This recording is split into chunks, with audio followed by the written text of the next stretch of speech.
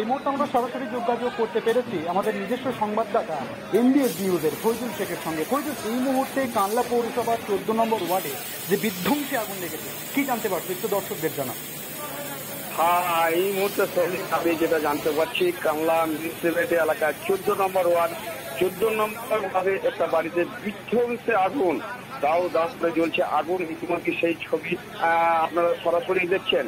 ঘটনাস্থলে এসেছেন কানলা ফায়ার ব্রিগেডের 3টে ইঞ্জিন, কানলা প্রশাসন এবং স্থানীয় লোকজনদের প্রচুর চেষ্টায় আগুন নিবানোর কাজ চলছে। আপনারা সেই ছবিতে ব্রিগেডের এবং পুলিশ প্রশাসন, স্থানীয় মানুষ সকলে মিলে এই আগুন নিবানোর কাজে খুব তোড়জোড় করে চলছে। 3টে ইঞ্জিন এবং প্রচুরভাবে চেষ্টা করছেন প্রশাসন, ফায়ার ব্রিগেডের লোক, স্থানীয় মানুষজন উদ্ধার কাজের জন্য।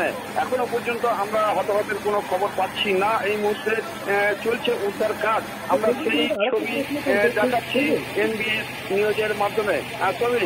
এই মুহূর্তে আরেকটা প্রশ্ন করবো, কি কারণে আগুন লাগলো কিছু জানা যাচ্ছে? এখনো পর্যন্ত আমরা কি কারণে আগুন লাগলো জানি না, তবে ইতিমধ্যেই একটা পার্শ্ববর্তী এলাকার মানুষের কাছ থেকে আমরা জানতে পারছি ইলেকট্রিক শর্ট। ফৈজুল, আরেকটা প্রশ্ন করবো এই মুহূর্তে তোমার কাছে, যে ফায়ার ব্রিগেডের 3টি ইঞ্জিন এই মুহূর্তে ঘটনাস্থলে এসে তুমি যেটা জানালে দর্শকদের, এই মুহূর্তে ঘটনাস্থলে এসে উপস্থিত হয়েছে, কোনো সরকারি সাহায্যের আশ্বাস দিয়েছেন? ঘটনাস্থলে এই মুহূর্তে কোনো কর্মীর সঙ্গে আমি সাক্ষাৎ পাইনি, যদিও অপরিচিত এলাকা ভিতরের মধ্যে আছে কিনা জানি না, কারণ প্রচন্ড ব্যস্ততমের মধ্যে চলছে উদ্ধার কাজ। আমরা সেই ছবি এখন সরাসরি দেখাচ্ছি ছবি, ইতিমধ্যে সেরকম কোনো। ধন্যবাদ, অসংখ্য ধন্যবাদ ফৈজুল। এতক্ষণ আমরা কথা বলছিলাম বর্তমানের প্রতিনিধি 14 নম্বর ওয়ার্ডের বাসিন্দা আব্দুল কাদের, যাকে আমরা আগে বলেছি, একটি জুতোর গোডাউন আছে, একটি জুতোর গোডাউন আছে এবং তার সঙ্গে যেটা হচ্ছে যে আমাদের মোবাইলের টাওয়ার আছে বাড়িতে। সম্ভবত ইলেকট্রিক শর্ট সার্কিট হয়েই সম্ভবত মনে হয় অগ্নিসংযোগটা হয়েছে এবং বিধ্বংসী অগ্নিসংযোগ আপনারা দেখতে পারবেন। আমার বাড়িতে কেউ আটকে আছে? হ্যাঁ, বাড়িতে একজনাকে উদ্ধার করা হয়েছে, তিনি এখন ছাদের উপর দিয়ে নিচে নামানো হয়েছে, আর একজনের ভেতরে আটকে রয়েছে। যেহেতু চাবি আটকানো রয়েছে চারিদিক থেকে, চাবিও খুঁজে পাচ্ছে না, স্বাভাবিকভাবে চাবি খুলে বেরিয়ে আসতে পারছে না। এখন জানলা থেকে ওনাকে বার করার চেষ্টা করা হচ্ছে। ফায়ার ব্রিগেড, থানা, বিদ্যুৎ সাপ্লাই দপ্তর সকলেই এখানে উপস্থিত হয়ে এবং সমস্ত মানুষ এবং যুদ্ধকালীন তৎপরতায় এই বিষয়টা। কতগুলো ইঞ্জিন এসছে? 2টো ইঞ্জিন, 3টে, 2টো বড় ইঞ্জিন, একটি ছোটো ইঞ্জিন চলে এসছে। যে আমাদের লোকাল যে পুকুর রয়েছে, পুকুর থেকেও আমরা ওনারা জল সংগ্রহ করছি। কি ঘটেছে এখানে? সকাল 6:30 নাগাদ আমাদের আপেল মিয়াজ জুতোর দোকান আছে, জুতোর দোকানে সকালবেলা আগুন লেগে যায়। কী থেকে আগুন লেগে গেছে বোঝা যায়নি, কিন্তু আগুন লাগার পর সঙ্গে সঙ্গে আমরা ফায়ার ব্রিগেডে খবর দিই এবং আমাদের পাড়ার ছেলেরা, যত পাড়ার ছেলেরা সবাই মিলে আগুন নেওয়ার চেষ্টা করি। যেখানে যা পাই জল ফল দিয়ে নামে এবং আপেল মানে যে মালিক, বাড়ির মালিক যে সে ওপরেই আটকে থাকে, কিছুতেই তাকে বের করা যাচ্ছিল না। আমরা প্রতিবেশী এবং পাড়ার লোক এবং ফায়ার ব্রিগেডের সহযোগিতা এবং পুলিশের সহযোগিতায় আমরা 3 তলায় গ্রিল ভেঙে ওকে বের করে নিয়ে আসি।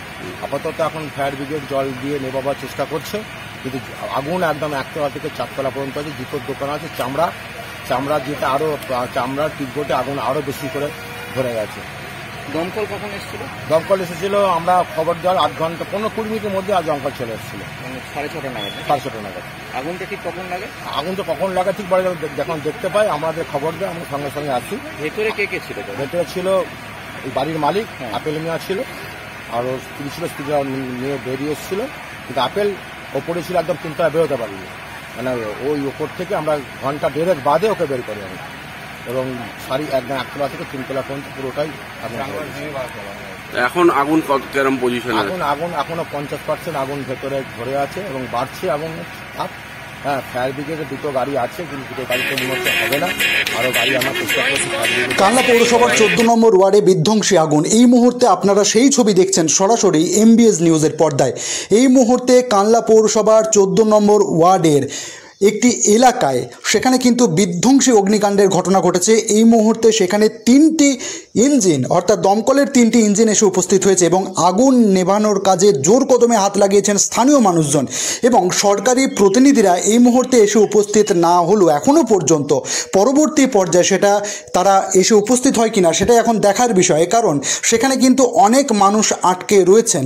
আমাদের প্রতিনিধির সঙ্গে একটু আগেই যেটা কথা হচ্ছিল তিনি যেমনটা জানাচ্ছিলেন যে এখনও পর্যন্ত সেই সেইভাবে হতাহতের কোনো খবর পাওয়া যায়নি, কিন্তু যেভাবে বিধ্বংসী আগুন গ্রাস করেছে পুরো এলাকাকে এখনও পর্যন্ত নিশ্চিতভাবে সেই খবর কিন্তু দেওয়া যাচ্ছে না। ঘটনার পরিস্থিতি যত এগিয়ে যাবে ততই কিন্তু এই পরিস্থিতি আরও ভয়ানক আকার ধারণ করতে পারে, এমনটাই মনে করছেন কিন্তু এলাকাবাসীরা।